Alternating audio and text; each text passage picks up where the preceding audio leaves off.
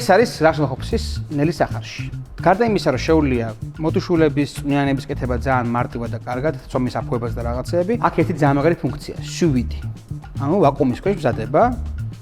ეს არის მარტივი, მაგრამ ძალიან საინტერესო თანამედროვე ტექნოლოგია, ვაკუუმში ხორცი და კონკრეტულ ტემპერატურაზე მომზადებს ძალიან წყნარად ნელა, დაახლოებით საათის მანძილზე, ისე რომ იყოს უხეში ნაჭერი, როგორც ბარკალი, ბილი და ნაზი. მერე შებრაწავ და ჰეჭამ.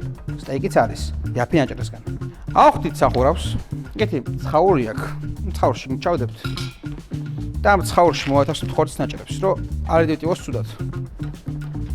ამას მაინც ჩაუტოვებთ აქ, რომ წყლის ტემპერატურის კონტროლი სუსტი ქონდეს. ერთ ხარეს სახურავი, მეორე მხარეს გერმეტულად რო იყოს და აქ სუვიდის ფუნქცია, ამას დავაჭერთ და ტემპერატურას ავარჩევთ. რა კი, ეს არის საქონლის ხორცი. შეგვიძლია დავაყენოთ 58 გრადუსზე.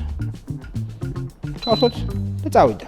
ეს ხა გააცხელებს ამ წყალს და შეინარჩუნებს სასურველი დროით ამ ტემპერატურაზე. მოკლედ, სუვიდმა მოგვცა იდეალურად მომზადებული სტეიკი, რომელიც ჩვენ შეგვიძლია ეხლა უბრალოდ დავბაწოთ, მარილი მომაყაროთ და მზად არის რა. ზუსტად ჭირდება ალბათ 4 წუთი, მეტი არა. ამ სოლკიკერმა გააკეთა ის საქმე, რასაც აკეთებენ შეფები უკვე ძალიან ბევრი წელია, იმიტომ რომ აქვთ სუვიდები და სახარშები პროფესიონალური. ეს კიდე ბევრად ხელმისაწვდომი ინსტრუმენტი არის და არ არის ექსკლუზიური უკვე შეფებისთვის. რაც ძალიან მაგარია.